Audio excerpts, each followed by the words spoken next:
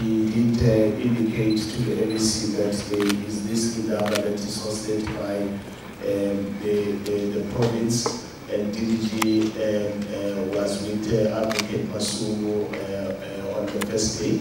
And part of what was discussed in senior management was this presidential program. On that note, then the MEC also interacted with the Premier about this program, because there are many youth programs that are being rolled out in the province, but the Premier had to be briefed about your presence in the province, like the program director is indicating, and it's only that they are busy as the cabinet, as you all know that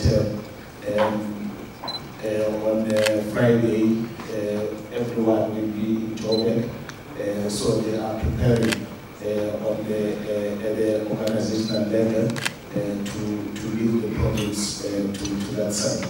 But then the HOD has sent me to echo his sentiments to say he would have loved to be here, but because we are busy, more especially with the pay progression matter, that they are working on with the MEC where they are as the top management, because it's a thorny issue that we are attending to engaging the National Treasury.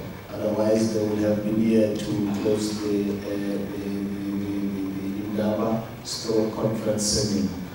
But they have said that they wish you all the best in terms of your festive season, and those that will travel back home to travel safely. Thank you very much.